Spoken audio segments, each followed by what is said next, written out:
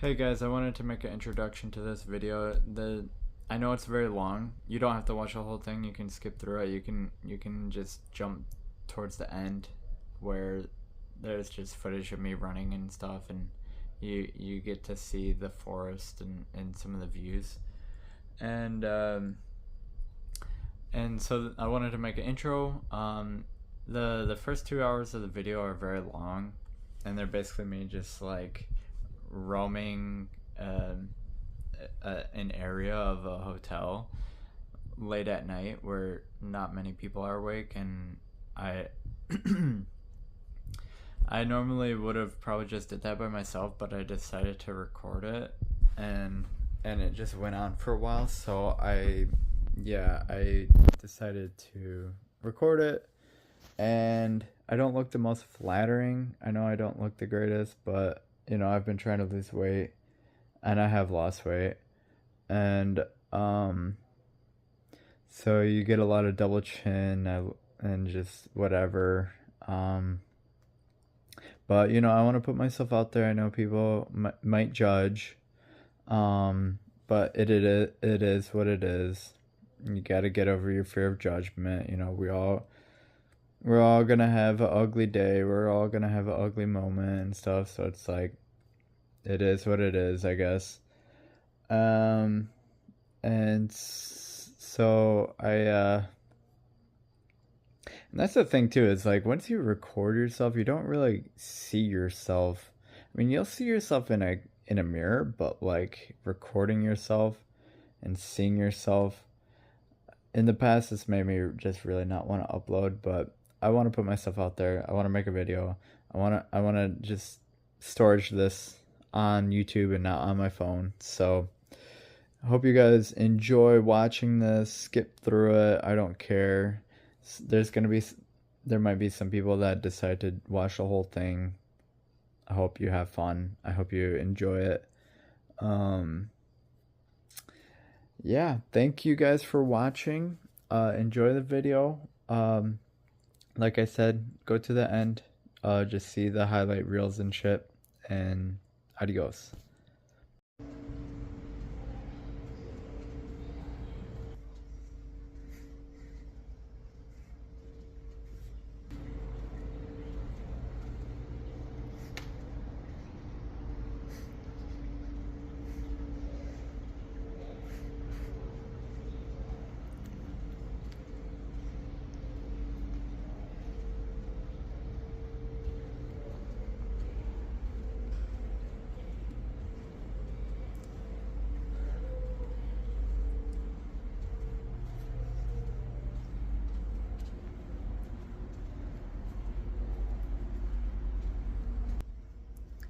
I love times like this where there's really, like, no one's awake, and you're in one of these, forget, but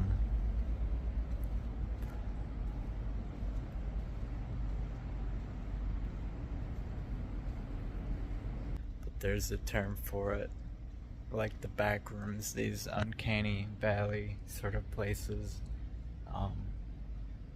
I don't know if this is really like that uncanny, but like, it's just, exploring stuff by yourself when no one's awake, and exploring, I don't know, it's like, these sort of places can feel like they're abandoned or whatever, and it's like, but I just like that feeling of when there's no one else, and I don't know. There's definitely, one guy at the front desk, but this is really what it was like when I went to the mental hospital too. What it would be like where you could just sort of walk around in the halls at night and no one would be awake, or maybe there'd be a few people awake, and yeah, that's one of my favorite things in the world, is stuff like this. And so like when I was in the mental hospitals, it was like, you could just walk around at night and I mean, if anyone's had like a lock-in at a school, at a high school, it's also like that too, where you're in one of these places, and I didn't go up here yet. You're in one of these places, and at night, like sometimes schools do it where people can stay up all night, and like, how cool is it to just like hang out in an area like this? Some people would think that's weird, but like just hanging out on this couch and just maybe not put my bare feet on there, but just like hanging out here, and it's just completely vacant, and I don't know, I just love this sort of stuff.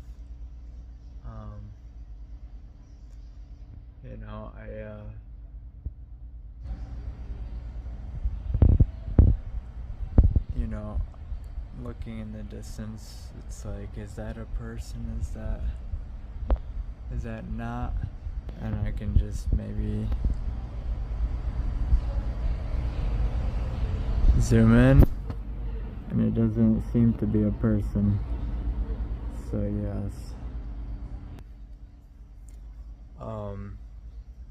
So we're at a hotel right now. My roommate is snoring like crazy, so it just pushed me to come out here and hang out, and oh my goodness, like, I just love this. And yeah, it really brings me back to like lock-ins at school and stuff. And even like when I went to the mental hospital years ago, like that was like a memorable experience for me. It's like that feeling of like walking the hallways alone at night, and like there would be people at a desk just sort of operating the counter if you needed anything, and yeah, and they would have stuff, and they'd ask you if you needed drugs to go to sleep, basically, and it's like, no. They didn't like it when you were awake or whatever, but yeah, just so tomorrow I have ultra marathon, 100 miles that I plan on attempting. So it's 1 a.m. It's 1:13 a.m. I had to look at my watch. And it's like I just lay there, and it's like my roommate is snoring and I haven't slept yet, and it's like I don't know how I am gonna do this marathon, this 100-miler, and my life is in a really, it's like a lot of this it's unconventional as fuck, and I haven't had a job in years because well, I don't really have an easy explanation, but I I quit my job at Costco a long time ago, and that was my last real job. And I tried to, like, when I worked at Costco, I would have been seen as normal as anyone else, really. And then I quit. I used to do a lot of psychedelics, and so, like, I used to do them frequently. I mean, it's all subjective, I suppose, but, like, so I used to hear voices and stuff. Um, I don't even like saying it like that I hear voices, but, you know, I mean, I still do sometimes, but I don't think that makes me really, like, crazy. And I think, uh, but anyways, to get to the sort of thing where it's like, okay, that's one thing I want to be able to explain is like why I don't have a job.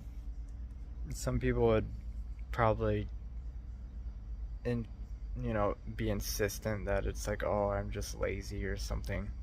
And it's like, no, because when I worked, I actually tried to be the best worker at what I did. Like if I was a dishwasher, I try to be the best dishwasher there, and I felt like I actually did do that. But um, or like if I worked on cart crew pushing shopping carts at Costco, I tried to be the best at that. I'd end up running around the fucking parking lot trying to get shopping carts. So like I don't know. I don't really think I'm lazy. I think that you know, I signed up for a 100 miler, what I plan on doing tomorrow. Uh and but the thing is like there's a lot that I wish I could there's a lot I want to do, and there's a lot I feel like I have to. It's so strange that there's this opportunity for me to do this 100 miler amidst receiving Social Security disability, that it seems very contradictory, but like it's I don't consider myself disabled. I I was sort of put through the psychiatric hospitals 3 times, and like it's hard to explain if that was really justified. I kind of feel like it wasn't. I don't think it was really the right thing. Um, I definitely didn't appear to be acting like everyone else, though. I couldn't just sort of play along with everything, and I um, sort of just like um, I don't know. I just like abandoned normal life in a way, and my life can seem very normal still, but like, I still play video games. I try not to indulge in that stuff though. I try to refrain from it actually, and I try to get out of it, not gonna lie. But there's times I play video games. I play Balatro, which is like a card game. I play Binding of Isaac. I I but it's not like I have heavy amounts of hours vested into those games or anything like that. I just I I spend a fair bit of my time studying like history. So I there's books that I want to read, um, and so I really try to prioritize my time, and I try to do productive things still. even though I receive Social Security disability, I want to get out of it, and I would like to have an income of my own. That is my goal, and so I sell records online, and right now I only make like $30 a month, and so that's really not a lot. Um, I buy records sort of as like a hobby thing, but you know, I do that as a way of, I tell myself that's a way of saving money to, or like it's a way of saving money or investing. You know, it's like people will buy gold, whatever, and I guess I buy records. Anything could happen to them though. I don't know. And so um I I haven't really been able to work a normal job, and there's, I think, a lot of different reasons. I just feel like there's so many obstacles in my life, and I've learned to sort of like to heed to try and heed to the truth, and like I don't try to impose my own will on the world. I try to just like go where I need to, and I pay attention to like when things aren't for me, and I pay attention to that. And it's like, if a relationship isn't for me, if a girl isn't really into me, I don't try to force it. And like same goes for like a job, where it's like, if an employer doesn't want to hire me, it's like, roger that. It's like I don't want to waste their time. I don't want to be insistent. I don't want to like beg for a job, I guess. I don't know. Maybe that's a fault, but maybe that's a mistake, but I kind of don't think so. I think a lot of people are living lies, and I think that kind of is the main reason I point to for not, like, I tell myself I don't know, that in my own mind, it's like I see the life people live, and it's like a lot of people are living lies. I think that's an accurate way of saying it, where they they're not following their dreams. Their their their time is consumed by a job, and people aren't able to really uh, be authentic, and people aren't able to spend time doing what they love, like researching. Um, it's kind of been made a meme on the internet, like, oh, you're researching, but for what, and it's, but research is so important. Learning about human behavior is so important because it can help us deal with people.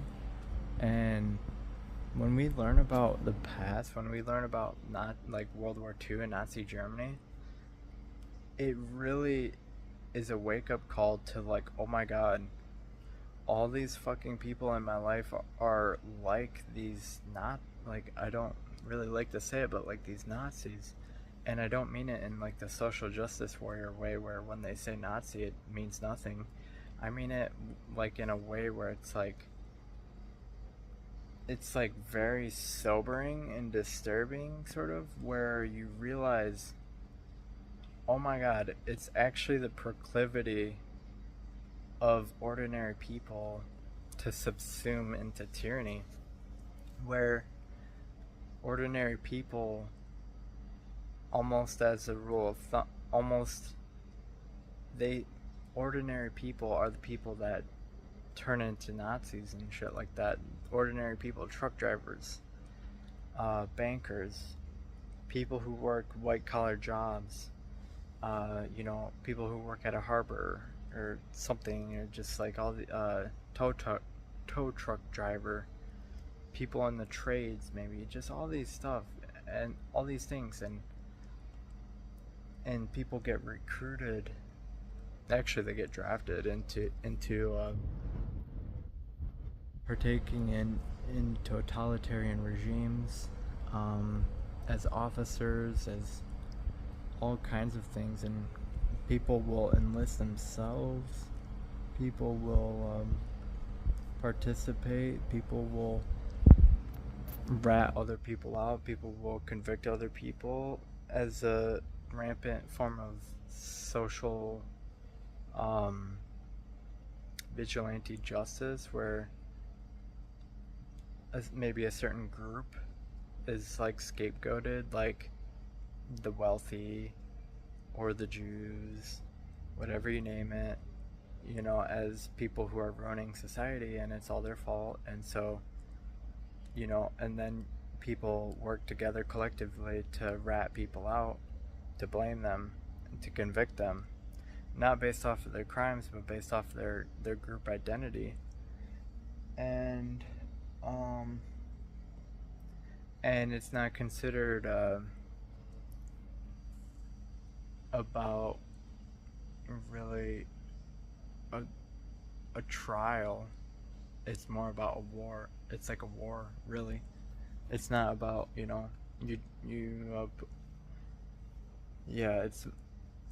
the justice system is used as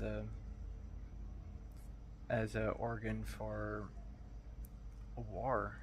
It's not used for really justice. It's used as a weapon, the justice system, and it's used as a weapon against the enemy, the enemies, and the enemies are the scapegoated.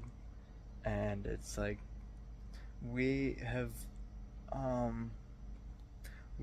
come to a point in society nowadays where it has spread so rampantly that people are ideologically possessed. People say ideas that are not they're not their own. And I mean, we all sort of borrow language in a way. We get it from somewhere, but I mean, like, people, they will say it's like their language has been, it's like a lot of people's language is like, I don't know, it just feels like it's not their own. And people lose their individuality in exchange for group think, and group identity.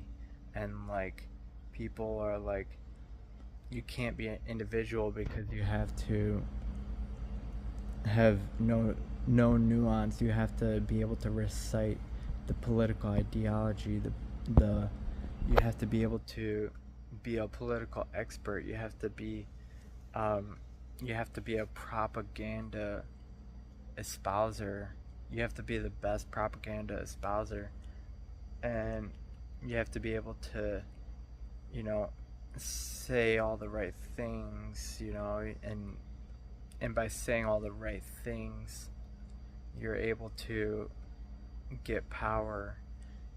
And and people believe that it's all about power. It's not. But people believe that it's just about attaining pleasure, or that like pleasure is the only thing that matters, or like, and it's about pleasure attainment or something like that. And so people will do anything for pleasure. People will like we already know that, and some people have developed ways to where that's not their paradigm, where pleasure isn't supreme for them, basically, or that people are able to delay gratification, and people are not impulsive and all that, or people work on their impulses, and people develop healthy relationships with like their impulses and stuff. And so like Yes, I've spent time out of work, but I try to take that seriously and I try to prepare myself for something I think is a lot more serious than working at a job. And maybe it's my fucking problem I haven't had a job. But regardless, I try to use my time wisely. Yes, I do spend time recreationally where I might play video games. I might scroll on Facebook and social media, and those are habits. Those are like addictions. I see those as like addictions, and it's like, we all waste time, and it's like, I waste enough time, and I need to, it, I need to work with the time that I don't waste, and, it, and, yeah, and I don't want to waste time with just a job. And I actually came to a point where it was like I felt like I was willing to not work. I was willing to not work, and it just so happened that I ended up getting a Social Security disability, SSDI, and I guess that's like a form of insurance when you pay into it for work. And pretty much what happened is people deemed that I was crazy, and honestly, like, I think that's I think that the calling me crazy is I can kind of understand it, but like sometimes virtues are crazy, and like and that really messed with me. Like when people were calling me crazy before I ever went into mental hospitals, telling people I wanted to run 100 miles, um, running a lot, even when I was working. I was like, I would try to run a lot. I try to like do this crazy fast. I was do crazy fasting. I would not eat for days. I would run a lot. I would do all this stuff, and I would do all this extreme stuff to lose weight, to like try to improve myself. And people said I was crazy, and I was just trying to improve myself, and eventually people calling me crazy, I think it kind of got to me, and it was like I I I I couldn't I for whatever reason I really struggled to discern the validity of and the weight of what people were saying to me. My girlfriend left me at the time. She still hasn't come back. Um, all these different things. I had a family member pretty much disown me. I had I had a lot of stuff happen in my life that made me question myself, and like it made me question myself, like, am I really crazy? Like it was like but it was a lot more um it's I can't easily explain all that happened, um but I what got me out of it was honesty. What got me slowly to work my way out of it was honesty, because people, when I was in the hospitals, they would try to prescribe me powerful antipsychotic drugs and other drugs too. And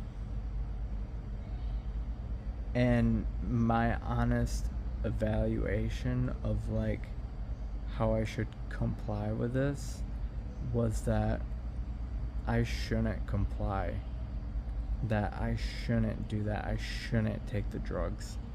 And a lot of the people, they can't argue for themselves, and so they go ahead and just take the drugs, and people go along with it, and and that happens to most people actually, that go through, that are put through this psychiatric healthcare you know, system, for lack of a better word. And so a lot of people, they nod their heads, and they take it because simply because people say it'll help them. So people take people's word for it. People, and there's a lot of things to where, you know, they tell you that if you take your meds, it's a road to where you can get out of the hospital and you might be able to function a normal life again. And they tell you if you take medications, it'll improve your overall, you know, the argument that they make is that they've done research, and they find that people that take people with schizophrenia, and that's what they tried to that's what they did label me with, actually, schizophrenia. And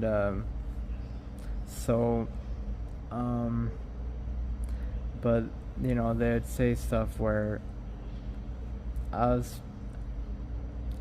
someone told me to do my own research on it, and to read the research articles, to try and like get out of my own bias against drugs and stuff, and to read how the medications are helpful to people. And so I tried to do that, and they're saying that people who took the drugs had lower, like, all-cause mortality or something like that, or people had less hospitalizations and all this stuff. And so they're saying that adherence to the drug was like a positive thing, and like I ended up pretty much just I disagreed, and I felt that the drugs cause harm, and that, you know, I gained a lot of weight while taking the drug that I was court ordered to take by law, basically. And I still could have actually chosen not to take it, and to avoid the injection dates. It was a monthly injection, and you know, so there's a whole lot of information behind a lot of this stuff. And so it's like, once you get wrapped into something like the healthcare industry, the behavioral healthcare industry, I've seen what the drugs do to people I love, and it's like, I think if you really love someone, you wouldn't want to put them on drugs, because when you put them on drugs to change them, you know, you're changing. It's like you don't want them, you know what I mean? You're trying to alter them. So if you don't want them, I don't know, it's just something. I just feel like it's something for a long time. My honest thoughts and opinions on it is like, there's a lot of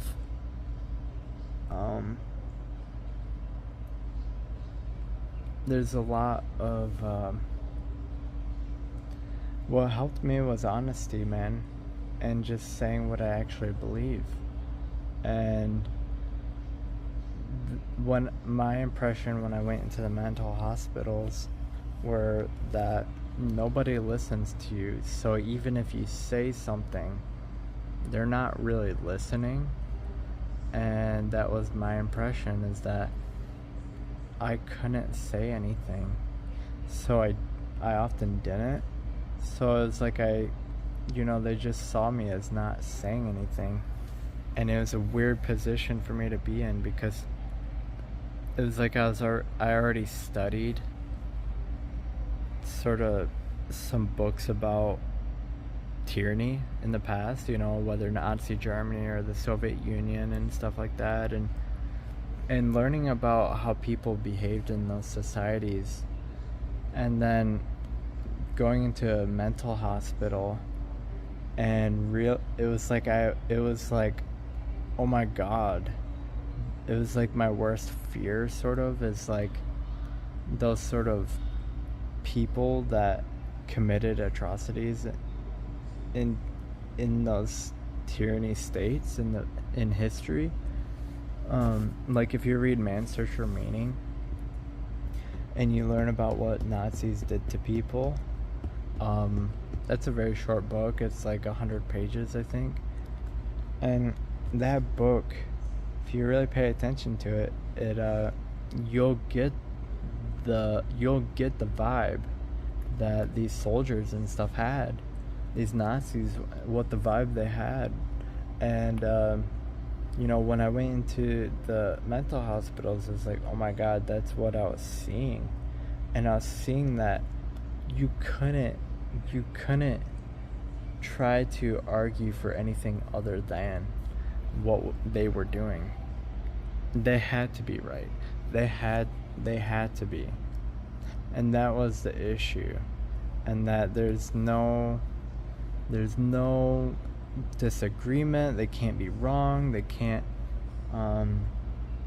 be wrong about drugs. They can't be wrong about treatment. They can't be wrong about and like so there's a lot that goes into that. And the whole thing where it felt like they weren't listening, that was literally the paradigm. And it felt like people who imposed their beliefs without listening. So it was like this dynamic where you have these willfully blind people that are imposing their regime, and that's a really strong way of putting it. But I think that nurses and doctors, the healthcare industry, I literally think that is, I've thought for a while now, like probably since like 2021 maybe, before COVID, that like I was learning about how healthcare has deaths from healthcare. I forget what medical error is the term. Deaths from medical error is like one of the greatest causes of death in the United States. And when I learned that, and if you do any research on it, you'll see right away that it's like, oh my god, these numbers add up to the numbers of deaths due to genocide and tyranny. So it's like hundreds of thousands of people die every year from medical error. So like people don't take the drugs like they should, or they don't take them as they're prescribed. People don't take them like they are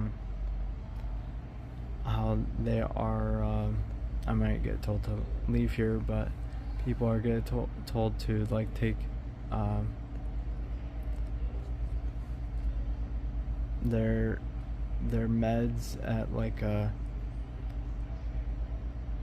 Sorry, I wasn't sure if they were gonna kick me out of here, but people get told to. Okay, so basically, people will fuck up their dosing regimen. So maybe people take the wrong dose, people will take the dose at the wrong time, people double take their dose, they won't take their dose, and all these different things, and people will fuck up their drugs, and this can cause for people to die, and like then there's surgeries, and then there's reactions to drugs, there's mismanagement of patients where people in hospitals are neglected, and yeah, all kinds of things, and so many people die from the healthcare industry, and there's all these controversies around these drugs all the time about fentanyl, about the opioid crisis, about psychiatric drugs, about bipolar, about depression or drugs for depression, and then come to find out that, you know, the brain balance of drugs isn't we were all told that, you know, it's a chemical imbalance in our brains, and that's why we need to take SSRIs or drugs to balance out our brain chemical levels, and to come out that hypothesis was actually wrong, was like that was and that it was actually a hypothesis and it wasn't really predicated on science. It's like a lot of this stuff isn't predicated on science, and so when I was put through the mental hospitals, and it's like I knew all this stuff was like wrong pretty much, and it's like, oh my god. But I wasn't sure about myself. I didn't feel so sure about myself or confident about myself because my ex left me, and so I wanted to get her back, and it was like, so I think a lot of people get to that crossroads where like, okay, do I just start taking all these drugs and stuff and going to therapy and all this shit, and start calling myself all these labels, these DSM labels and shit, and it's like, you know, and you think if you do that, then things will work out for you, and I really don't think that they do, and so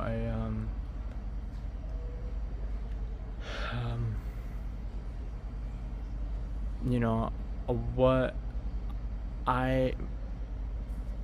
it's like I really try to just go by honesty now. That is the number one thing, and it's like there's nothing else. That it's like, what do I believe? What do I actually believe here, you know? And do I believe that this is bullshit? Do I believe that this has weight to it? Do I believe that someone's right? Do I believe someone's not right? And so it's like that has really changed my life, and so now it's like I live a very particular life, you know, where I can only do certain things. I can only allot my energy for certain things. I don't have the energy. It's kind of almost a woo-woo way of saying it. Like, I don't have the energy to deal with fake stuff, but like I don't want to be fake. I don't want to lie. I don't want to say things I don't actually believe, and I don't want to give people credit where it's not due, and I don't want to give too much credit, and I don't want to like just gas people up, and I don't want to what is called being a bootlicker, where you just suck up to someone in hopes that they'll give mercy to you, or like that they will favor you in some way. And it's like I think a lot of people do that in this world, where they will do anything so people like them, And so a lot of people will live out a lie so that they don't have problems, so they don't have people that will challenge them, you know? And so it's like, so a lot of people try to just live in a uniform lifestyle. A lot of, you know, we get a job, we try to go to school, we try all these things that are prescribed to us by society as if they will make us happy, and people only get more and more bitter and resentful, and because it's the promises aren't delivered.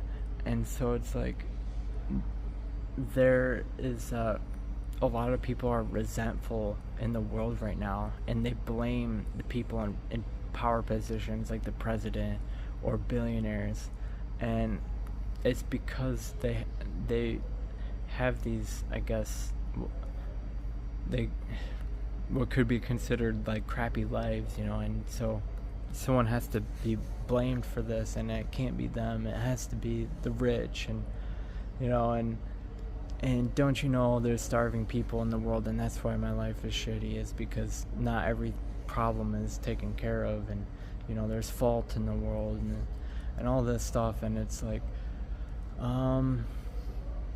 honestly, like, I think when people put themselves into debt is also an issue in this world, where we're encouraged to go into debt, and I don't think we should. And so if that's your principle in life, to not go into debt, that is like, that changes your life in a way, because you can't take out a car loan, and like credit cards and stuff, like it's like,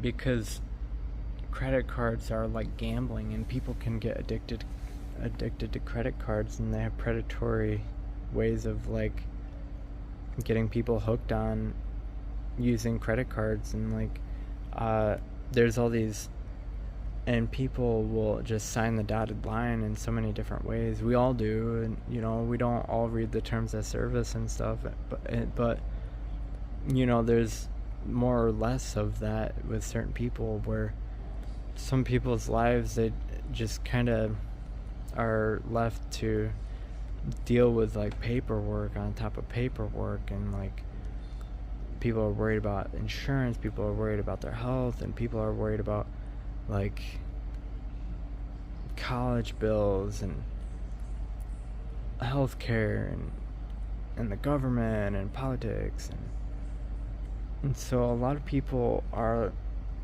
they're taking the prescription of society, and it is failing them. The promises are not being delivered. And so pretty much what I've decided to do is like, okay, I will try and let honesty guide me, where I should say the truth wherever I can, and I should really try and listen and account for things, account for details and facts in any case. And you know, if we want the most fair and judicious trial, we have to listen to all the evidence. And people in this world, I really think that they often do not do that, and they jump right to the conviction, you know, avoiding to account for all the evidence. And in that way, we can be very wrong. And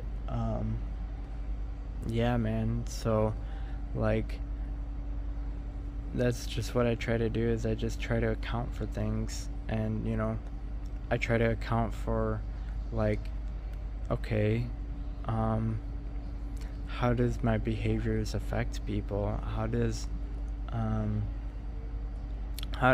what I do affect myself? And when I account for stuff, it may not change the behavior entirely. It may change the trajectory. It might change it just by a little bit. You know, like, I guess a very big issue for a lot of people right now is like porn. And so, like, you know, for me personally, and how I deal with that stuff is like, I realize how it makes me feel. Like, I sit there and I realize, like, oh my god, it is making me feel this way. Like, so I know that there's going to be like a feeling afterwards that is like discontent, and a feeling afterwards of like, I don't know, I not shame, but I don't know if it's shame, but like, you know, I recognize things like, oh my god, I'll just turn off the screen immediately after and just close out of everything and just like put my phone down, and like, and I realize that I do that because I don't want to watch any more of it. So it's like it's like a blind spot. It's like, oh my god, I sit there and don't watch. I don't pay attention in some way to,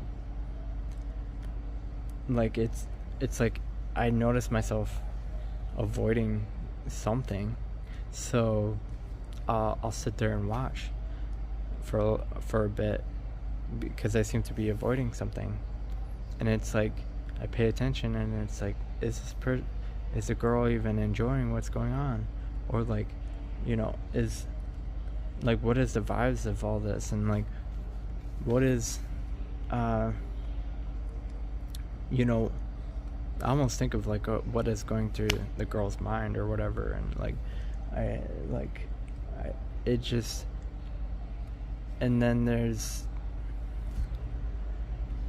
and I think paying attention to that stuff is like, I realize that, you know, maybe the girl doesn't really even want to be there, you know, and stuff like that, and or like maybe she doesn't even feel the greatest about that, or I see how she'll like cover her face and like, you know, kind of almost look in shame and stuff, and like afterwards, and hide from the camera after the fact, and I see that stuff, and it's like, it's almost enlightening in a way where it's like, okay, there's something to this where I don't think people really feel good about it a lot of the times, and like, and so I think paying attention to that can kind of help with your control, I would think. I think it does help with your control, honestly, and it makes you like, I think it can help you have more discipline, honestly. And so, not like no fap or anything, but like, it'll just make you more aware of like, okay, maybe I just shouldn't do this, and it makes it easier to have that decision. And so yeah, and then so I have this ultra marathon tomorrow, and man, I wasn't planning on making this video, but it's cool that you guys get to see out here. So I have this ultra tomorrow. I don't know how I will do in it. My running has been so shitty, not gonna lie. Like, I did something not too long ago where I did 20 miles, but it took me 9 hours. This race that I signed up for, I'm supposed to do 100 miles within 30 hours. So when I did that 20 miler, that was so slow, and I took so many breaks. I took breaks, and I didn't know if I was gonna really like, I didn't know if that was it for me. Like, I would lay down in someone's yard, at the edge of someone's yard, or against a tree in someone's yard, and I'd sit it. Yeah. And I just didn't know if that was the moment where my soul would go up into the stars or something. And it's like, and that was, I really like this idea of just applying yourself and doing the most that you can, or like just applying yourself and seeing where you're at with something, to see it a reflection of like an honest mirror of like, okay, if I and that's why I like discipline, like physical activity and stuff, because it's a way of applying yourself, setting the bar, literally, in some sense. And so this 100-miler, my goal is to be able to do 100 miles. I want to actually be an ultra runner. I want to be able to do 100 milers like regularly. And so like that's just one goal, but like it's funny because people thought that was bullshit, but here I am. Yeah. So, but honestly, like, so tomorrow, going into this, like, okay, if my thing was I was able to do 20 miles in 9 hours, then fuck, man, multiply that by 3, and that's like 60 miles in 30 hours. That's 40 miles short. And so there's a lot about that. I spend so much time in bed, honestly, that like I really don't like have like a fuckload of like, it's not even a lack of discipline. It's like really just like limitations, and it's pretty hardcore limitations, I feel like, or perceived limitations or something. And so I very solemnly, I'll be able to go out for a run maybe once a day, maybe I'll go for a walk every day or something like that, but it's not as much as I want to. I want to be able to be like Cameron Haynes and do a half marathon every day, or a marathon a day, and that's kind of extreme, but like even 5 miles a day would be really good, and I haven't been able to do that. And they say for these ultras that you need to do 100-mile weeks, and I haven't been able to do that. I lay down a lot. I lay down on the couch, I lay down in bed, and like, and I feel very sleepy. I feel like I sleep a lot. I feel like it's like not getting enough rest, or you try to get enough rest, and it's like constantly trying to catch up on sleep or something, and it's like it's a weird thing. And it's like I spent a lot of the time doing that, and I thought maybe to prepare for this ultra, I should try really fucking hard to train and shit. And like, it's been the fucking opposite. It's like I rested my motherfucking ass off, and I like didn't do shit really. I mean, I did that 20-miler, but that was like, other than that, I biked 20 miles as well, and that was pretty much it. And I did some stuff, some runs, nothing fucking above 10 miles, I don't think. Maybe I'd walk sometimes. I'd try to walk a decent amount. I'd try to walk as much as I could, but it's not like I was hitting 10,000 steps a day even. And it was like, it's just wanting to get out of the dirt, and wanting to get out of the ditch, wanting to get out of the stuck in the snow, and it's just wanting to, do more than you can.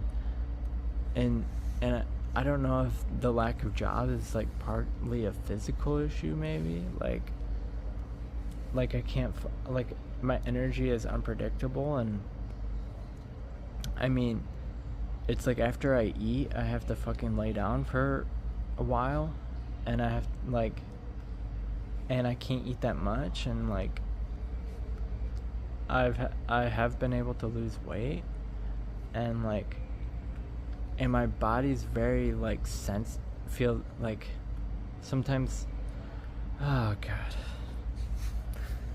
I think like like I felt almost like throwing up today because I ate too much pork, and like I do the carnivore diet, in case anyone fucking didn't know. But yeah, I've lost weight, and like I do a very strict form of the carnivore diet where it's meat only. I do have butter, but and salt and water, and that's it. That's it. That is it, man. I don't do anything else. I can't do anything else. When I try to do anything else, I have issues. So, yeah. And so I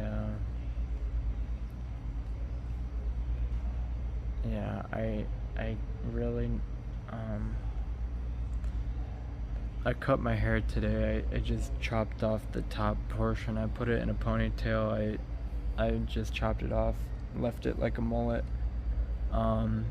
For sun protection on my neck and on my ears and on my forehead. I'll probably end up wearing a hat. I had to get a light for my hat. Maybe I'll record some footage during the run. Oh my goodness. And so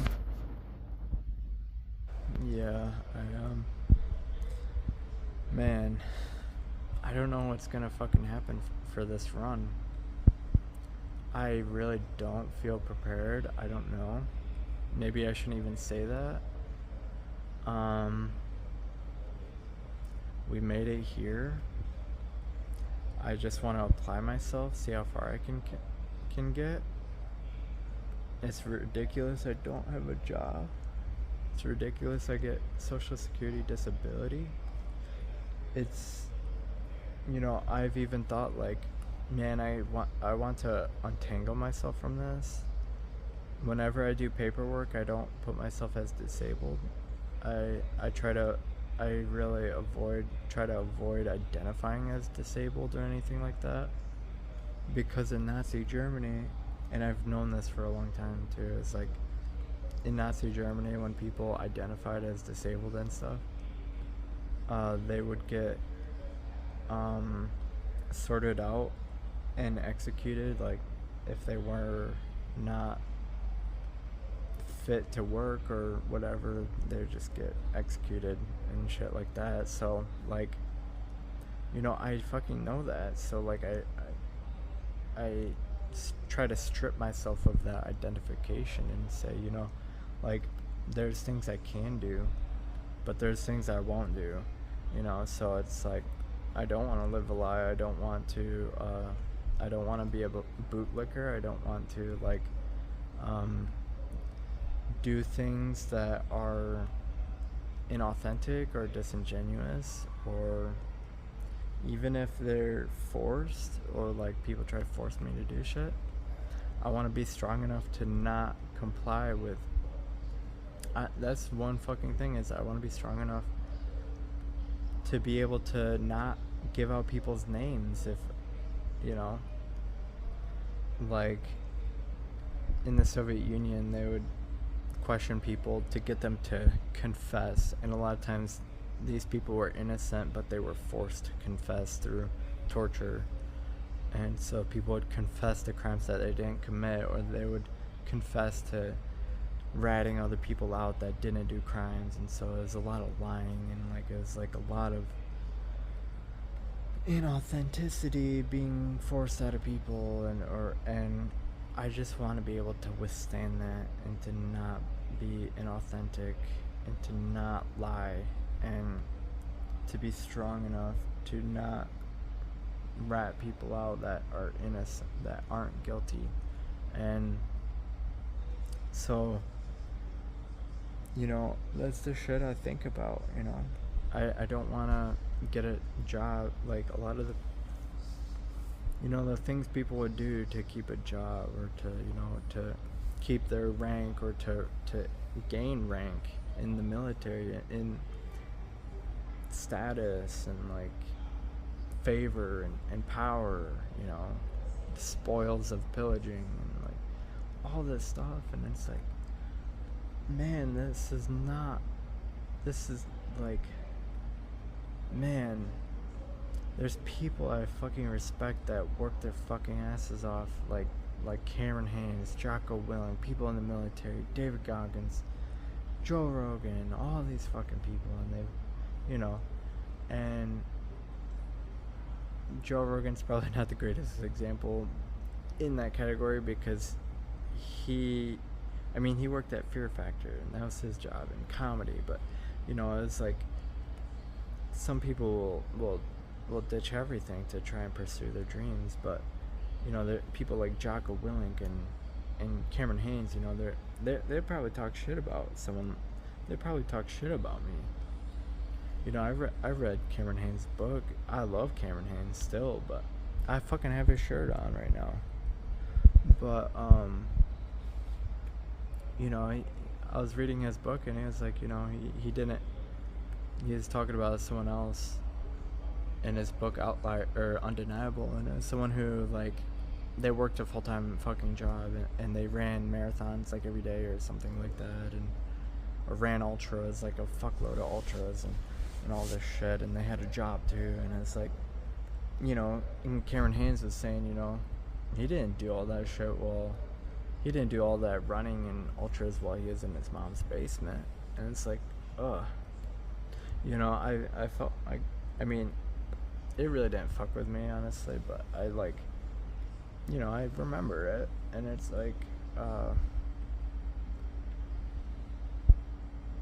you know, work is seen as like, you know, people should work, you know, people should have a fucking job. People shouldn't be losers, or you know, live with their parents, or live in their mom's basement, and all that shit, or be a leech on society and all that shit, and like just fucking work and you know, get a job, and like, you know, I hear that shit. I hear it. I fucking hear it, man. And you know, I look for jobs sometimes. I try to like be like, okay, let me fucking try.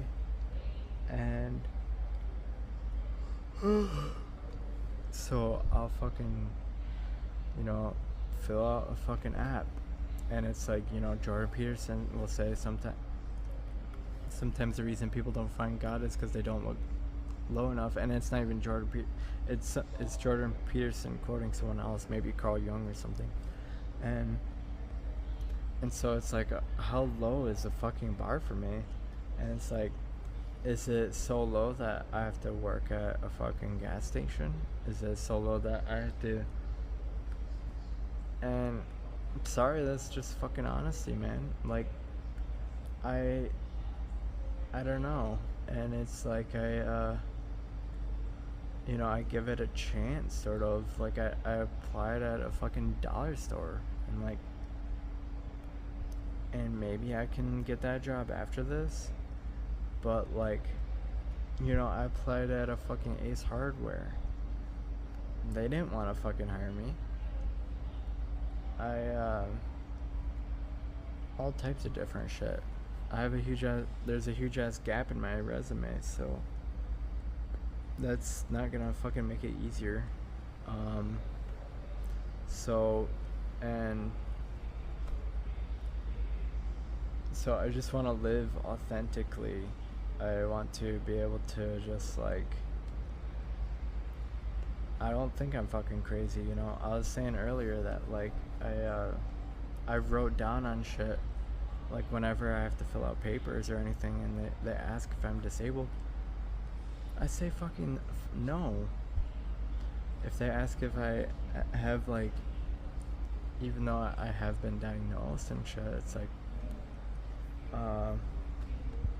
I reject that. Like, I think those diagnoses are wrong.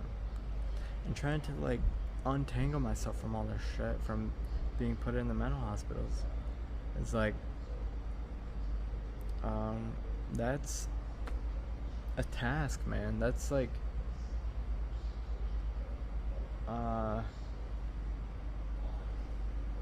I can understand people will will make the hard decision. Can they believe that they could just make a hard decision and have the discipline to figure it out?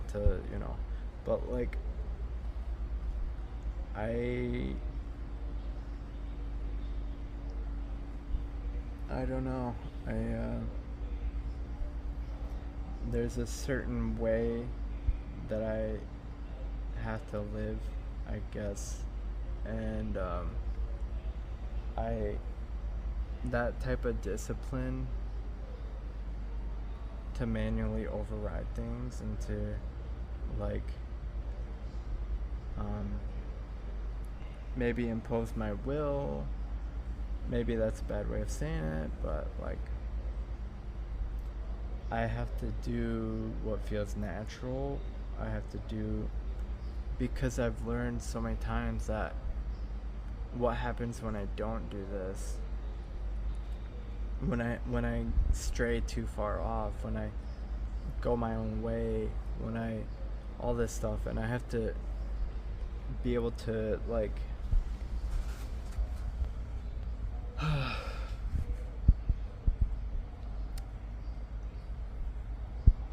I think honesty and truth is honestly so important, and it's really the only thing that has really been able to bring me back from really serious depths. And like I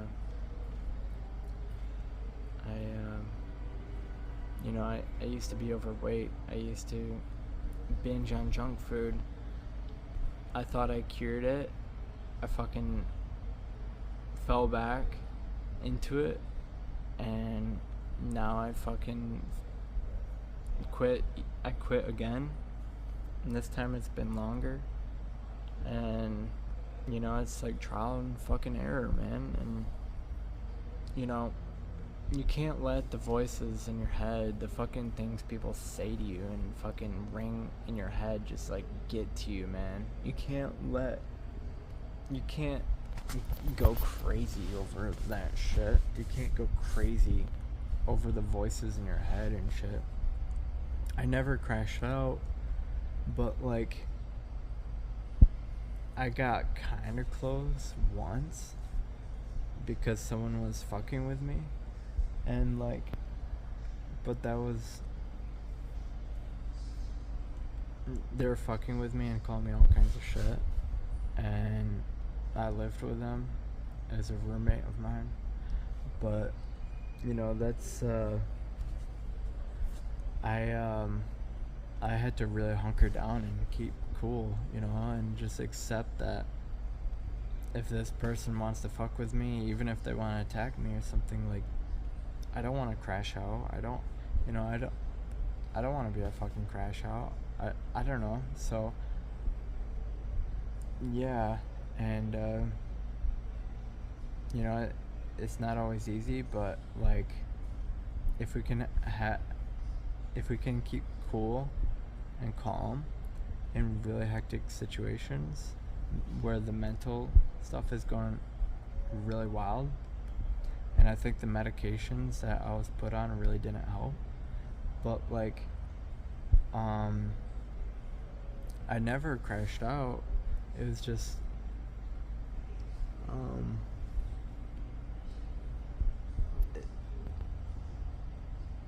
there's a whole lot of stuff.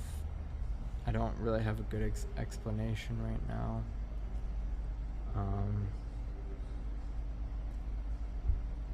But I think I've gotten better. So, I've avoided at least getting put back in the fucking psych ward. And I try to pursue my dreams. Because, if you're like, you make a bet in this life. People think the safest option is to not follow your goals, to settle down. People think that's a reasonable compromise. To not do anything crazy, to not like chase your dreams, to not like all that shit, to not set the bar too high, to not to not be too ambitious, to not, or all this stuff. And like, some people, their goal is to just be normal or whatever, and it's like, being normal, like I said long ass time ago in this video, like, normal is like the last thing you want to be. You don't want to be a normal person, because normal, ordinary people are the type of people that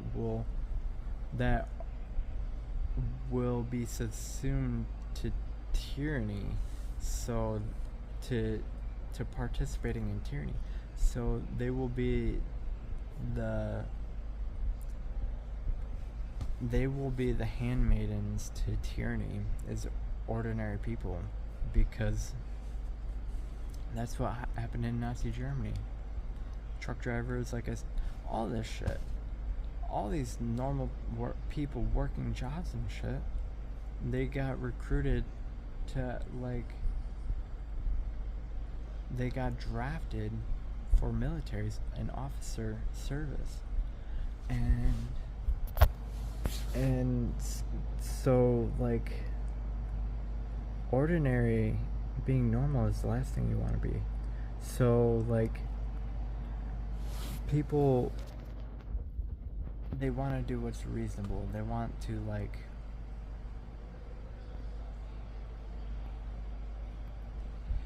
I don't know, man, like,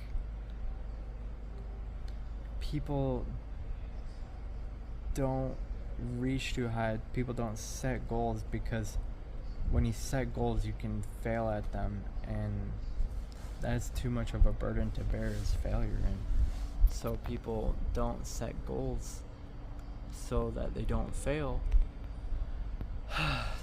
But literally, like, you gamble, you're making a bet, like, what is the best way forward, to follow your dreams or to not follow them.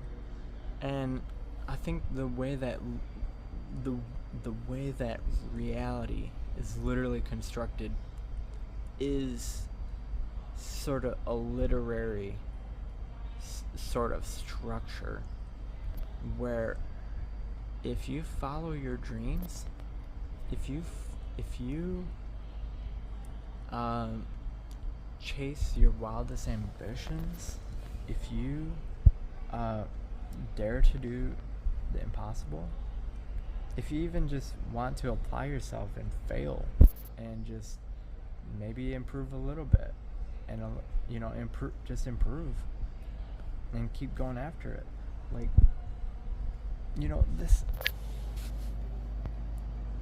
I think the way that's how we are best calibrated, and or that's about how we are best calibrated to experience, and is by truth and directing towards our dreams and destiny, and love. And like, when we orientate ourselves in that direction, and set goals for ourselves, and though we might fail at them, that gives you the necessary feedback, and if you fail, you're gonna experience some what is called negative feedback. It's not gonna be fun. You're gonna see where you are lacking, and where you may be able to improve, and where you fall short, and so that's not fun. But that is how we are tuned, I think, in some sense, to reality, and that everything, how food makes you sick, even things like that, they're there to fine-tune you.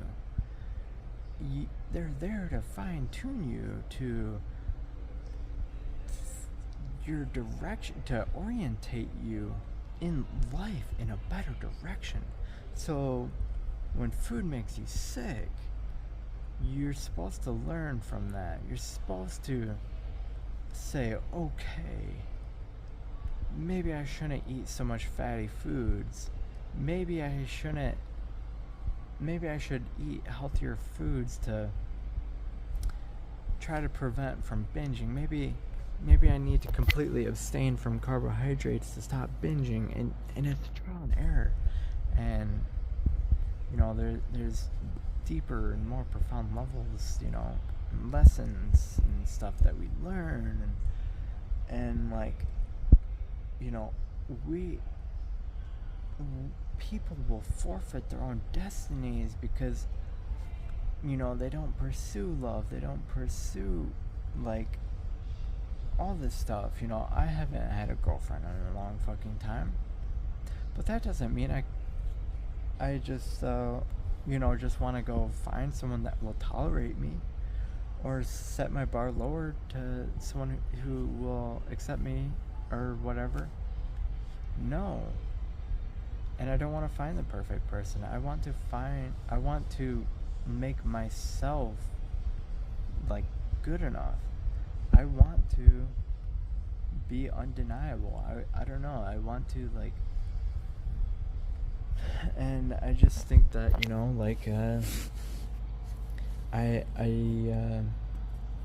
I think that accountability is important. I think that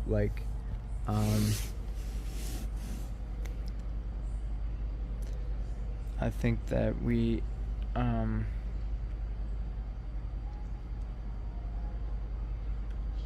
I feel like so many people forfeit their dreams in this life, and it's not the right direction.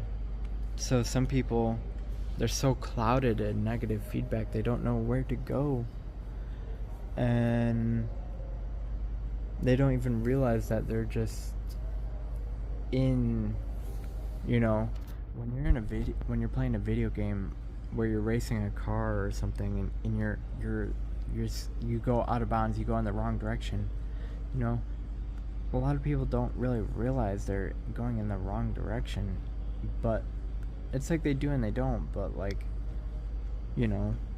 once we are able to go in the right direction, head in the right direction, we start to get that positive feedback. And a lot of people are just having a lot of negative feedback in their life, and they're going out of bounds, or they're hitting the guardrail, and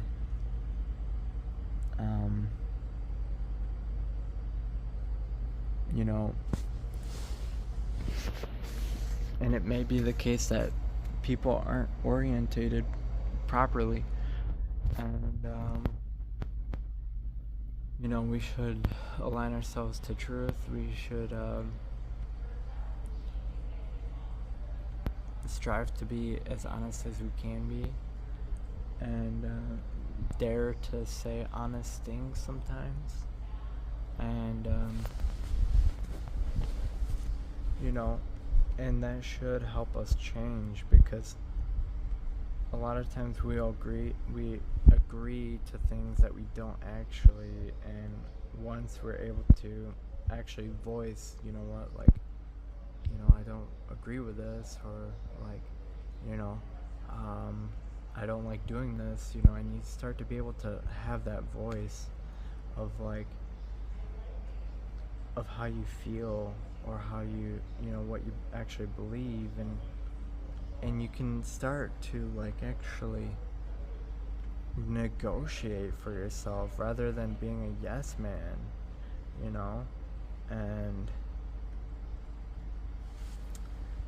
and that, I think, adds a lot more clarity. And a lot of people are they're yes men.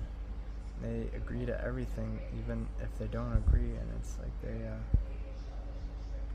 so people right now in this world, we're so maybe misdirected, that it's like we don't even know what the right direction is. And so I think honesty is a good fucking way to start to reorientate yourself, and like that will fucking change your fucking life. Like, people will say that, like, you know, oh, tell the truth, don't lie, and all that stuff, but they don't tell you that honesty can change your life. That you know, and we should be guided by that. So I think I should end it there. I really appreciate you guys spending the time to watch this. This is a really low-key video. Maybe people watch in the future, time capsule something, but I got the fucking race tomorrow. It's 2:30 a.m. The race is at 2 p.m. tomorrow, so it's in less than 12 hours. I gotta get some sleep. The race is gonna be 30 hours long, however long till I tap out. I just want to apply myself. The whole fucking job thing, it's like a constant fucking thing. I think about it a lot, and it's like it's like that's one thing that I really try and keep an open mind about, is a job, and just finding out what door I can enter through, and while choosing honesty, you know, because if your honesty is what makes you lose a job, you're probably not supposed to fucking have that job. And yeah, that's a hard thing for a lot of people to grasp, but that's sacrifice. And you know, because if you just falsify your speech for everything, and you may not have to, but I mean, if you do, that is exactly what you want to not do, because like I said, that's what people did throughout history, and we should learn from that. And I guess I'll walk with you guys back to my hotel room. So here we go, back to the subliminal, or to the liminal. So I've been able to lose weight for this ultra marathon, and it's taken me like, it's probably taken me years to lose this weight again, which is like our worst nightmare, is that it would take a long time to lose weight. But you know, if you get just put on the right path and you just begin to improve, that's just what you want to do, man. And when you practice losing weight and you just keep practicing and practicing, you will learn how to lose weight at different speeds, and you learn new ways of losing weight. You learn what your body can tolerate, what it can't. And so, like, for me, I had to relearn the keto diet and realize that is so great for losing weight. Keto diet, along with CECO, calorie counting, is like really fucking good for losing weight, in my opinion, with salty. And so, and I kind of waver, you know, from it, but you know, I apply it and it works. And then, you know, I fall back into higher protein eating or more calories, and you know, it's called a refeed. You know, you replenish yourself with nutrients and stuff until your body can handle another period of deficit. And so I kind of want to just pace around the hallways, not gonna lie. And so yeah.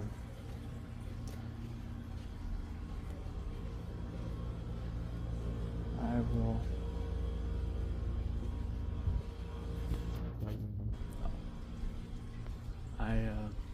I do want to go to bed here, but my roommate was snoring, like, and so I either gotta try and sleep through it or find some put earbuds in maybe, and yeah, try to sleep through it. The guy at the front desk, I asked him for some earbuds to help me sleep, but he couldn't seem to find any, so yeah. It's fucking beautiful, man. Like, I didn't choose the absolute cheapest hotel that I could find. Didn't choose the most fucking, like, I just chose a little bit more than a little bit above the absolute cheapest that I could find, so it worked out. Worked out as best as it could, I suppose. I don't know. And I could always yeah, and so yeah, so oh my god, it's just so nice. I don't know, I don't really geek out or like whatever over stuff like this, but just for me this is like, oh my goodness, why is this so cool? It's just a hotel. It's been a long time since I've been to a hotel, and I never really, like, I don't know, this one in particular is just kind of nice. It's like there's not that much, but, I mean, it's just like this one walkway in this up area, but yeah,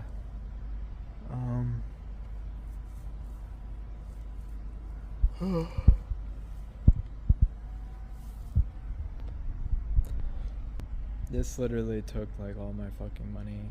I bought this hotel in advance months ago, and I might have to extend the stay.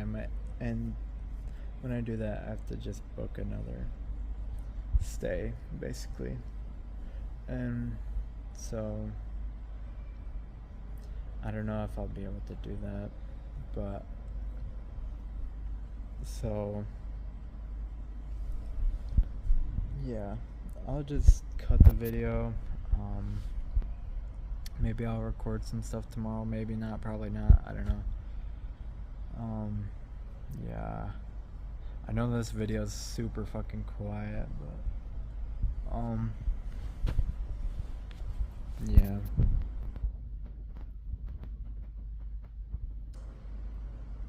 Man, this is all the core memory, just like, oh, these must all be hotel rooms.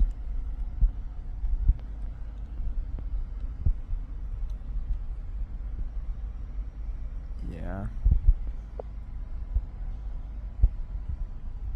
Man.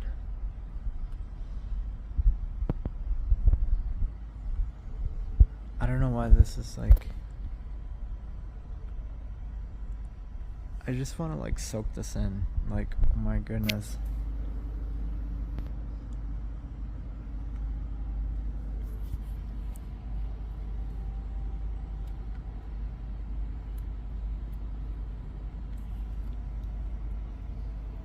What's over here? Is that a mirror?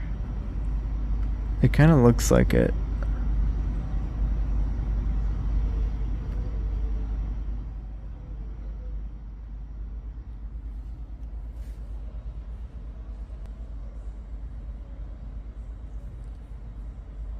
Yeah. So, I don't know what's gonna happen. I should probably just upload this YouTube video, honestly. Like, yeah.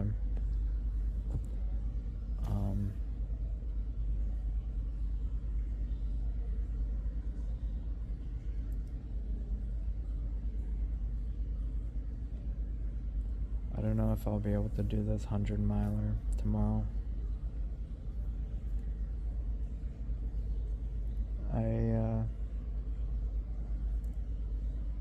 Sometimes it's like I don't know if I can fucking walk. Which is like really, I don't know, we'll see. Yeah. It's like, I don't know.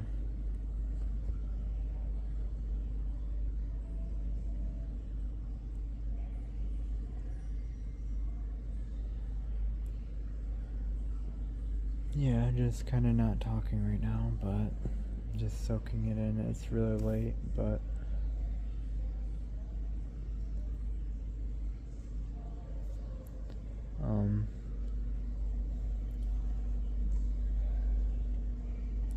we'll see if I can get some sleep.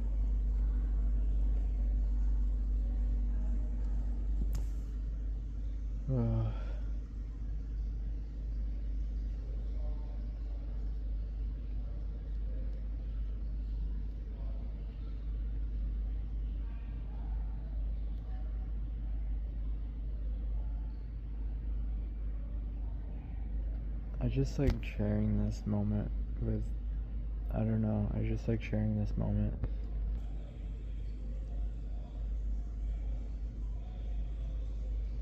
Like, people might think this is so boring, but like,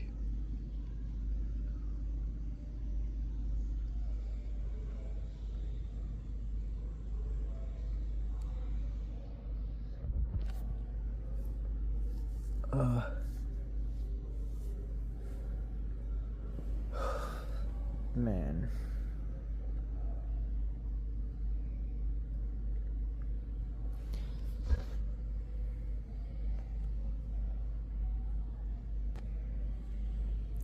So, I gave myself like a mullet, but it's my first time ever doing that, or at least like this. And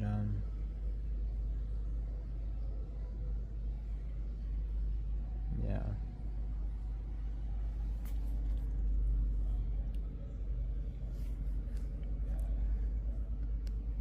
I just did it myself, and I like natural haircuts where you just put your hair in a ponytail and cut it, and this was kind of like that. So it looked really Joe Dirt at first.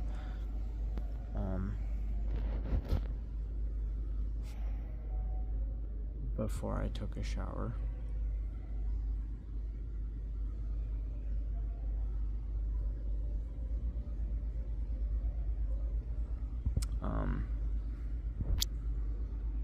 So,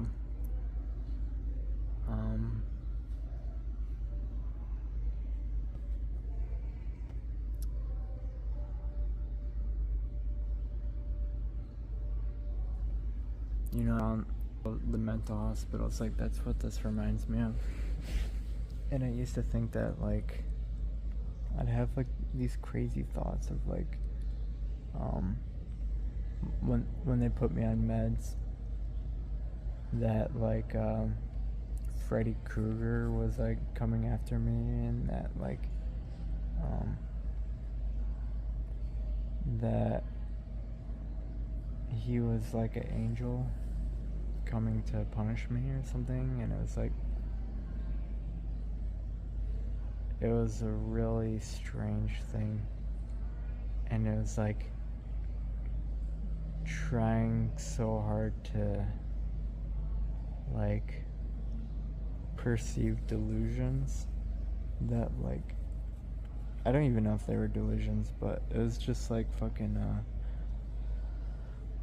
trying so hard to see misunderstandings. I think I was trying to see how badly people could misunderstand, or like how, like, it was a weird fucking thing. It was like I was trying to understand how bad people could understand, and it was like I wanted to like see if I blurred my eyes and stuff, if I would be able to see anything else. Like if anything else would crystallize if I blurred my eyes enough, or like altered my perception in such a way, or like listen to the voices, or like listen to like, it's like I did all these things to like alter my perspective, and like, and that was like my reality. And like, so when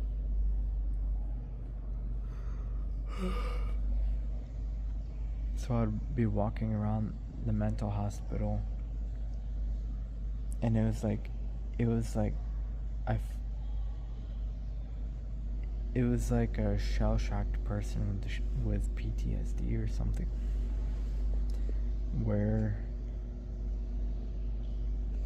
they're just rattled, and they're walking very slowly, because for me each step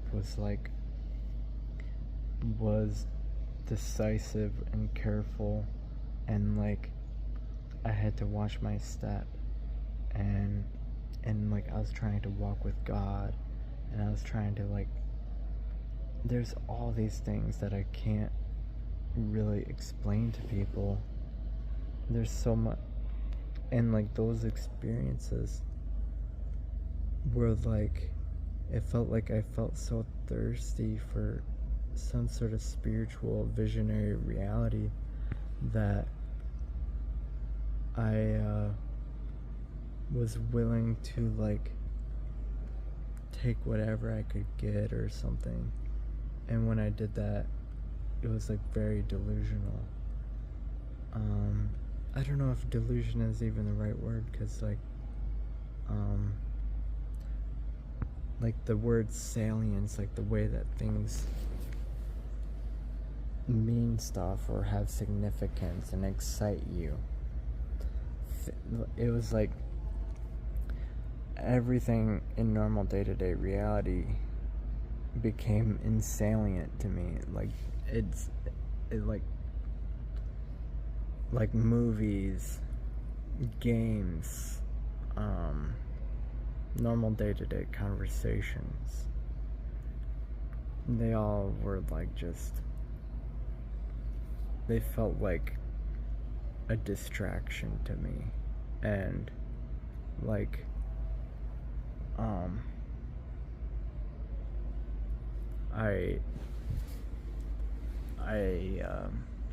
I couldn't participate in them, and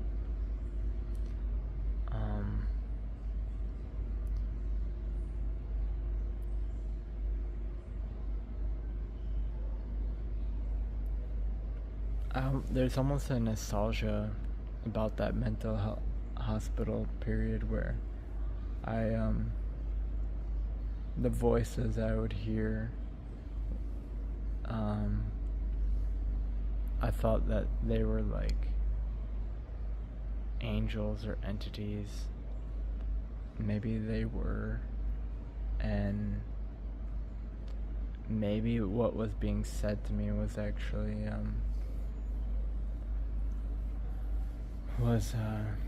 maybe it was some form of contact, but it was like, it was in a way that I can't brag about at all, because it's like the things that they were telling me were like things that are like really,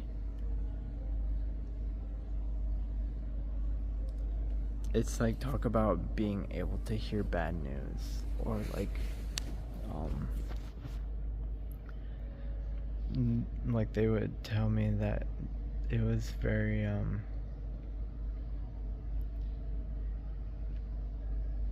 that the odds of like getting into heaven, or like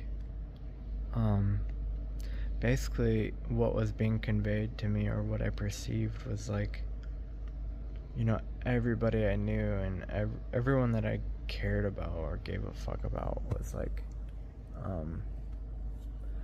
they were like entities that were giving me one more chance in this life, and I fucked that chance up, and that what they and I can't say it was a form of hell, but it was like it was just an extreme amount of insalience. Like, salience is like, look up the word salient. SALIENT. And it was like this thing where the salience was so brought down, and the rate at which I can learn was slowed to such a halt, or something like that, to where I struggled to perceive anything of meaning. Like, it was like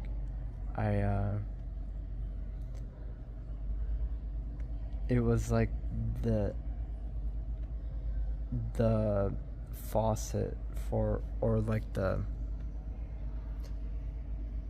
faucet for like meaning was like the very slow drip, and it was brought to like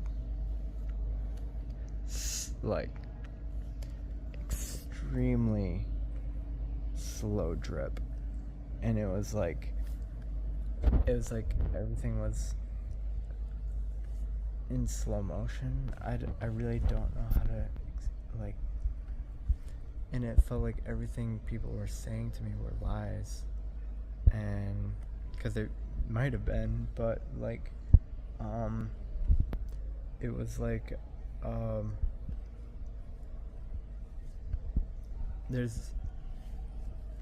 it felt like these spirits, maybe angels or people that I cared about, that seemed to be communicating with me or something, were like they were all leaving me behind, and they basically, it's like I was left there to like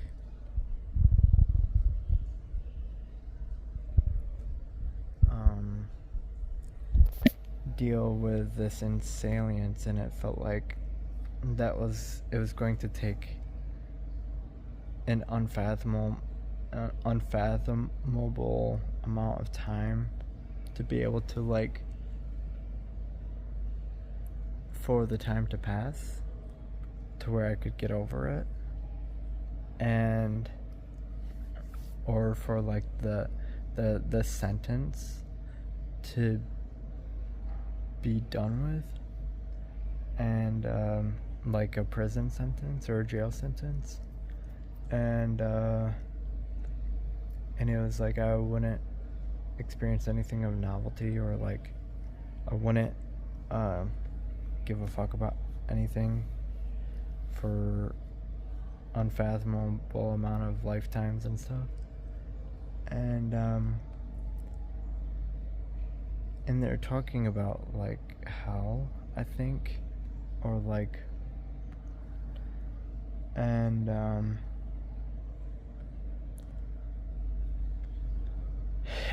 they're saying that the way people think of hell is actually totally wrong, or like we have no idea what hell actually is, and that they were trying to explain it to me, these, you know, and what they were explaining was like, it was like, oh my god, it wasn't like, oh, hell is fire and stuff. They were saying that it was like, it was that people aren't permitted for understanding or like being able to like learn stuff, and that like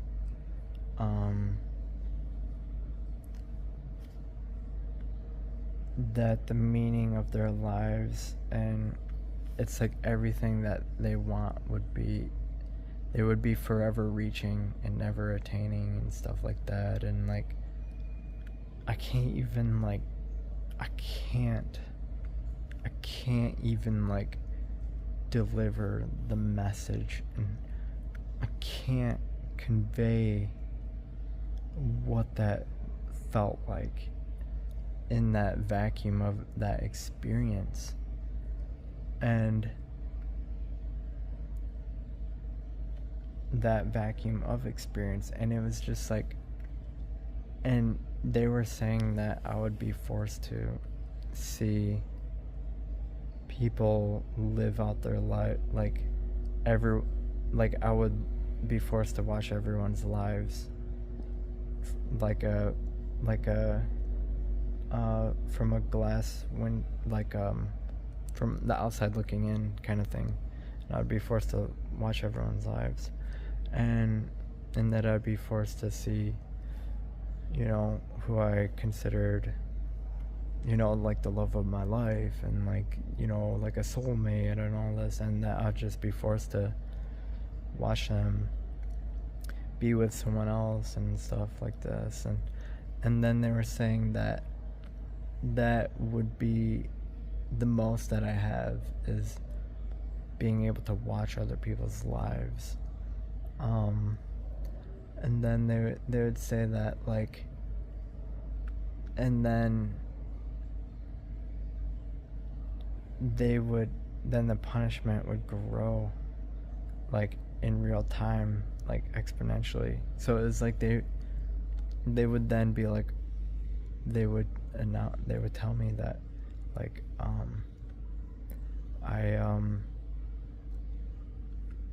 that the punishment or whatever grew to the point where now I won't even have that. Like now it's like, now that image will be corrupted, or that view, that window, and that I'd just be forced to look at sort of like a corrupted darkness or something like that.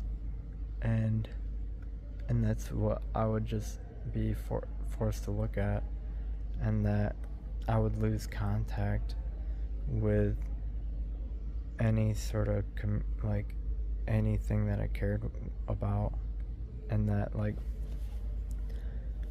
the spiritual connection to people that I love would fade away and stuff. And then when I was at the mental hospital and stuff, it was like I didn't have contact with people outside of the hospital, so I didn't know what was going on in the real world. And I thought I was psychic, like I was my decisions in my own mind affected people in real life in really dramatic ways. And like I thought that like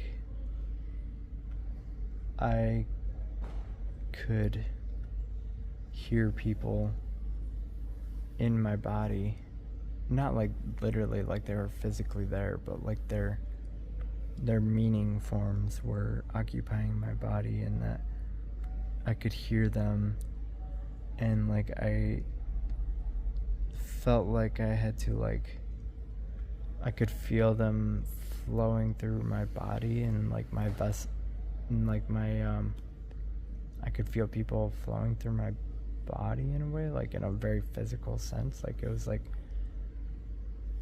it's hard to explain all this, but it's like I had to allow them to pass through my body and like not close them off because it would hurt them in real life. Like I had to let them pass through my body, and or else that they would die. And it was like really physically challenging to like do this, and it was like I was trying to control like involuntary organs and stuff, like, you know, your stomach and stuff, like your guts, your intestines, your digestive tract and stuff. And like it was like a weird, and like your heart and like all these different things, these passages, and like people were passing through them, and then people were trying to contact me through like psychically and stuff, and like people were very upset with me, and people were telling me that like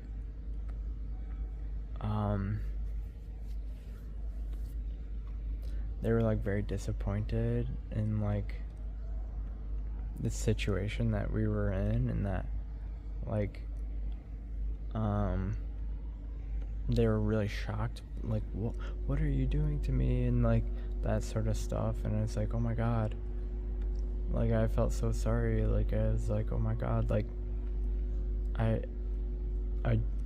see, people will think all this is like so mental and stuff, and like it's taken me a very long time to be able to even talk about a lot of this. And do I think it's crazy?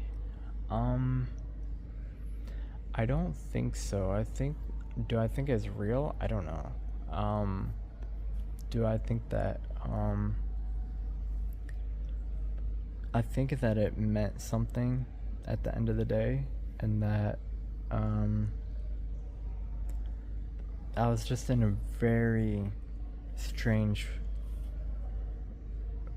place of experience. Like I was experiencing reality in just a very different way, and it made sense to me, kind of, and it didn't make sense to anyone else. And like, you know, nowadays I can talk to people normally, sort of, and like I can sort of function in conversational ways and stuff. And okay, I'll try and head to bed now. But you know, so I feel about a lot of this stuff finally. But you know,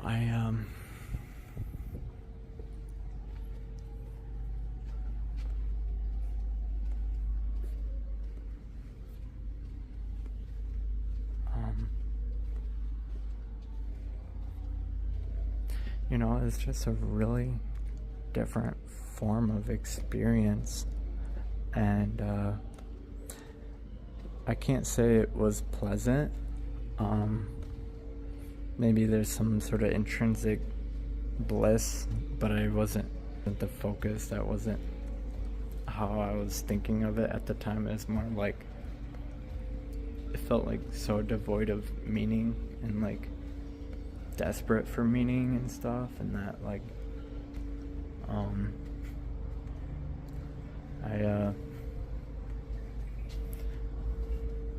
I just, you know, went to some very strange places, sort of. Places is a weird word to say it, but modes of experience may be a better way of saying it.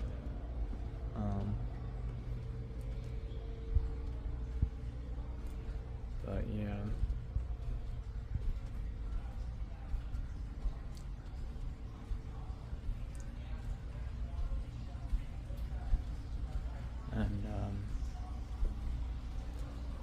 you know, I didn't know if I was gonna ever come back to being able to, you know, talk like this and stuff, and kind of have the salienceness of like normal life kind of come back.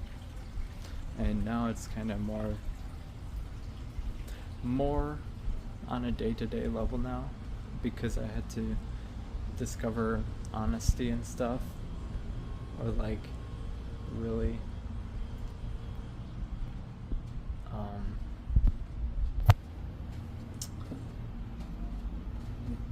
sort of like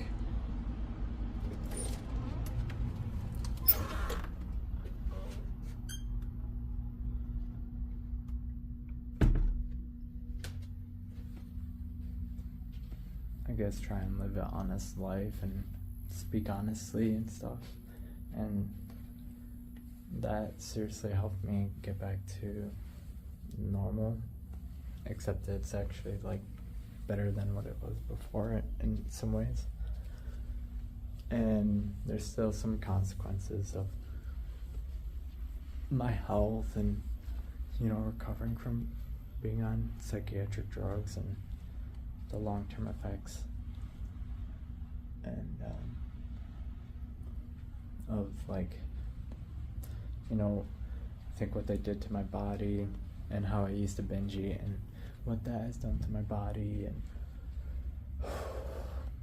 and you know, I still experience the ripples of consequences from my previous actions, and it's been a long time, and it's like it's a constant reminder of mistakes I've made, and constant sort of like, you know, reminder of like, you know, we can't go back to that. And so look at this hallway.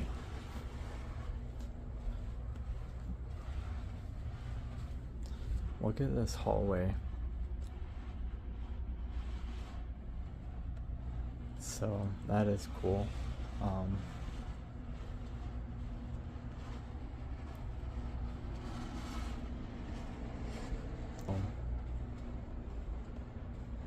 Yeah, it's just constant sort of reminder and like redirection and like, you know, so, and you know, and yeah, it's just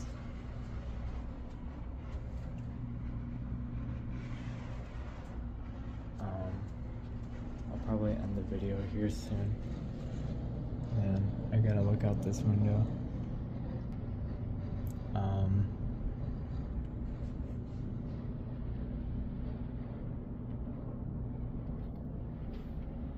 But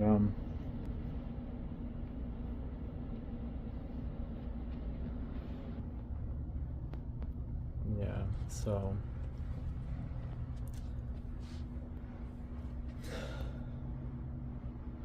yeah, so like my health is a constant reminder of like, you know, I can't cheat on my diet and stuff, so like, because I still feel the effects of cheating on my diet or going off the rails or whatever you want to call it, and even like moderation, I can't do that anymore. It's like not, I can't do moderation at all. I will binge, and I can't sustain it. I don't think anyone can, honestly, but yeah, so alright, thank you guys so much for watching. I know this is a super quiet video, but thank you anyways for watching. I hope you guys end up fucking loving this video. I fucking love this. Is one of this is the favorite, this has got to be probably my favorite video I've made so far. It's just a hangout video, and yeah. Alright, good night everybody, or good day, whatever. Thank you so much for watching. Thank God for everything. Alright, adios. Here we are doing the fucking 100-mile ultra marathon at Pinckney, Cal, Michigan. Look at this shit. I showed up late, so quite a fucking bit late, dude. Like 26 minutes. So I might fucking be in dead ass last place right now, but I just want to make my mark. See what I can accomplish, apply myself, see how far I can go. We just started this not too long ago. We're probably a mile, maybe less than a mile in, but I just I don't know, man. A lot of people, I think, doubted me, and it's unrealistic, and that it's too extreme. And I don't know. I just I decided to show up. I decided to not quit on my dreams, and so here we are, putting in work. We might be in very last place, maybe not. I don't know. People will probably pass me in several hours, and yeah. I mean, if you don't believe this shit, how do you fucking explain? How do you explain this? How do you explain this? Look, look, look, look. Run Woodstock. Run Woodstock. You know, just to be able to show up to something like this is like, it's fucking unbelievable for me. Maybe we'll have people pass me soon. I don't know if they showed up late as well.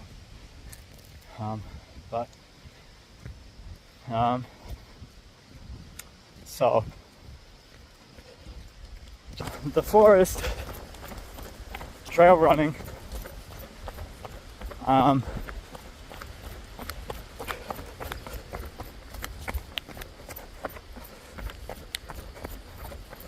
this is the fucking dream.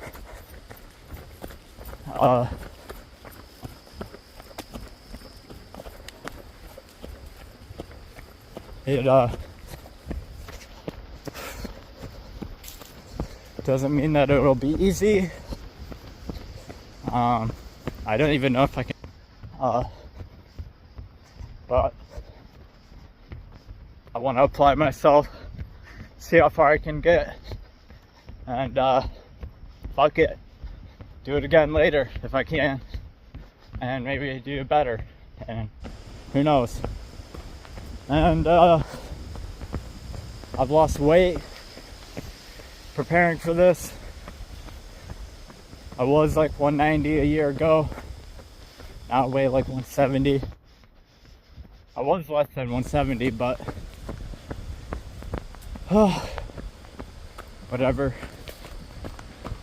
And not as light as I wanted to be, but whatever. Didn't show up on time, whatever. You still fucking get to the starting line. You get going. Yeah. So I just wanted to check in right now. And yup.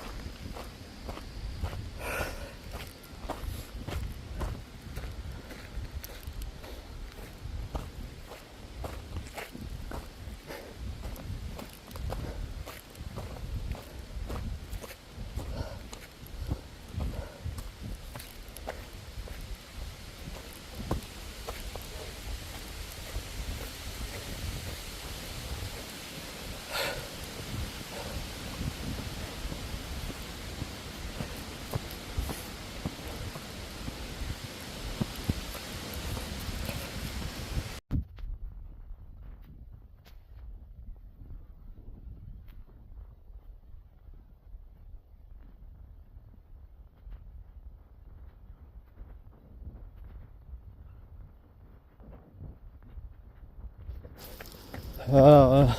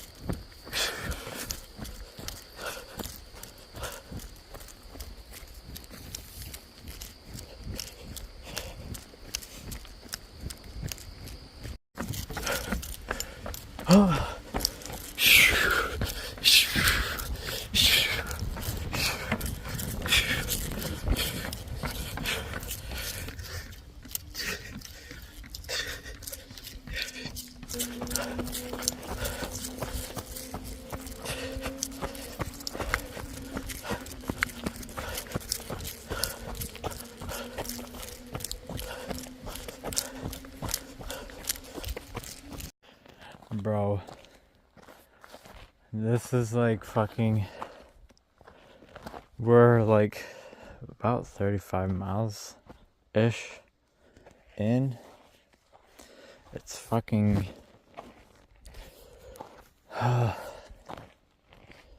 It's fucking 13 hours into the race.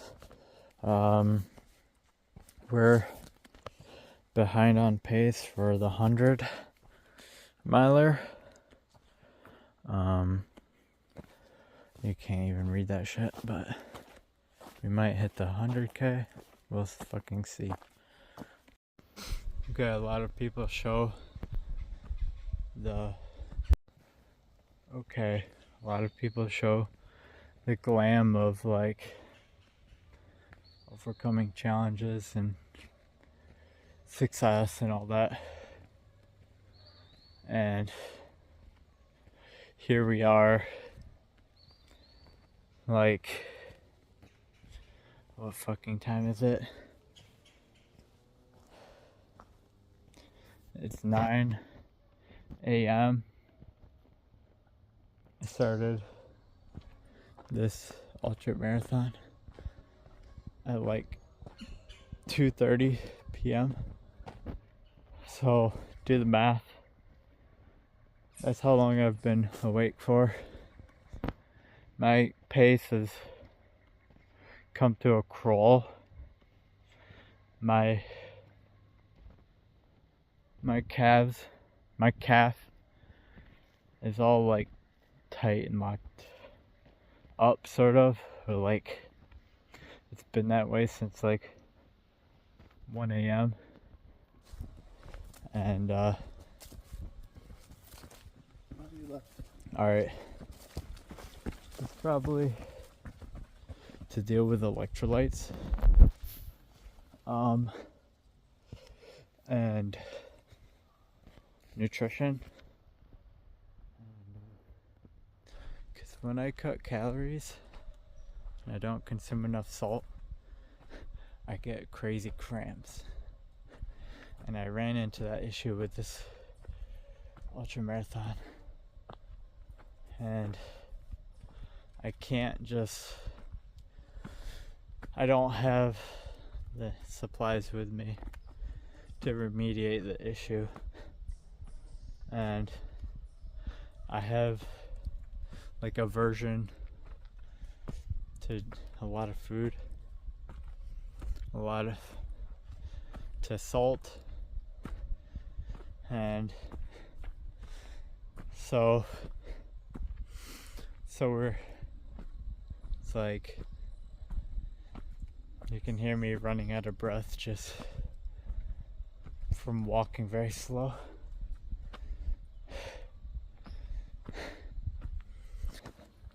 It's like super slow. We're not on pace at all to complete this race. in time. So yeah.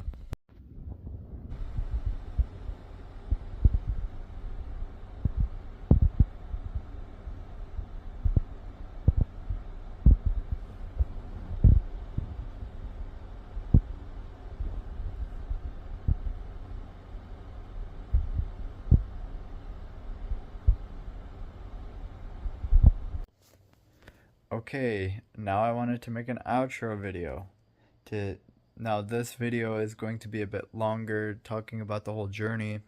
Um, so I set out to run 100 miles. I only made it 39.2, I believe. And um, my Fitbit was very inaccurate, and it took me about 21 hours, something like that, to do about almost 40 miles. So, and the first maybe 25 miles, I want to say, were done in the first 10 hours. Not the fastest pace, but it started off strong. I actually I pretty much ran the first loop, which is like 16 miles. I pretty much just ran the whole thing. Or at least I did. I didn't run the whole thing, but it was the best loop that I had. And then the second loop, that second loop, something happened during it. It was going well still, but then something happened during it where my electrolytes, I don't know what it was. I think it was electrolytes. They just tanked, and so I ended up having to walk, and my range of motion became tight, and my legs started to, they didn't lock up, but it's like my range of motion started to become very shallow, and the gait of which I could move my legs became very shallow. My pace, I could just kind of hobble along for all night, and that's what I did. And it didn't really seem to improve, so I decided to call it and DNF, basically, because I didn't see it resolving, and because it went on for like 10 hours. And so I was like, okay. It was basically like a 0.9 per mile per hour pace, which is very slow. And that's what it came to. And so I decided to call it, and decided we would go back to the drawing board, and that's what we're doing, I guess. And so that was my first attempt. I'll show you guys my toe. This carpet is dirty as fuck, but I'll show you guys anyways. So my toe, it actually feels fine. It actually doesn't hurt. I just want to leave it be. Usually people drain the fluid out of it and stuff, but I think that's necessary for healing. But overall, the trip went well.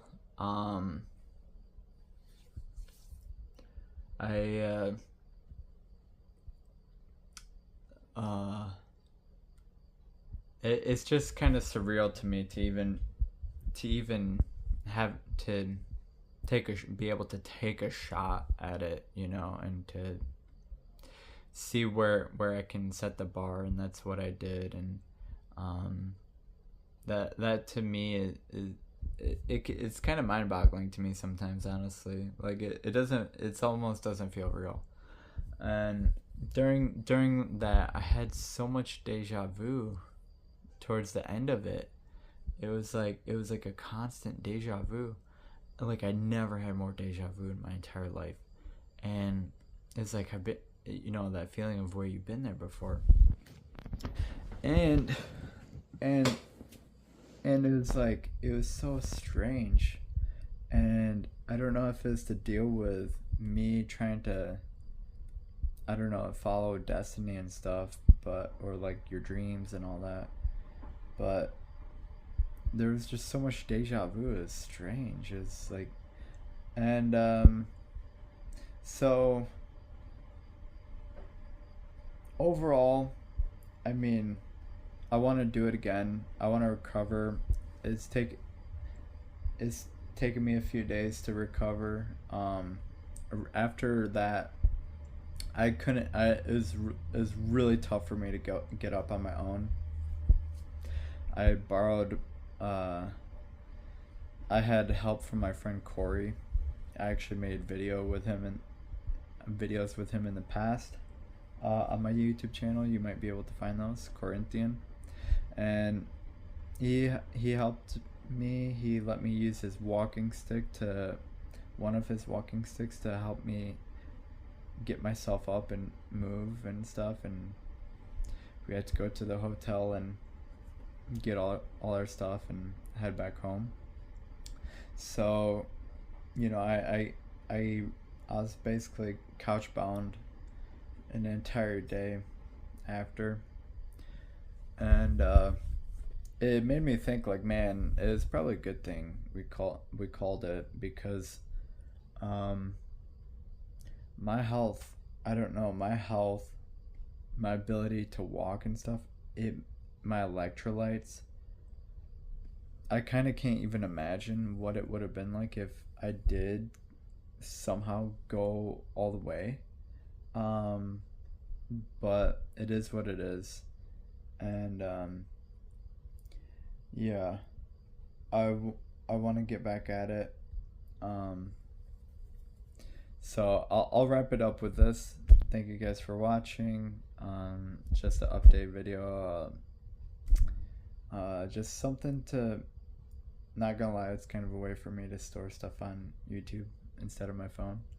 But maybe we can look back on this in the future. I don't know. We'll see. Alright, thank you guys for watching. Peace, love, unity, all that stuff. See ya.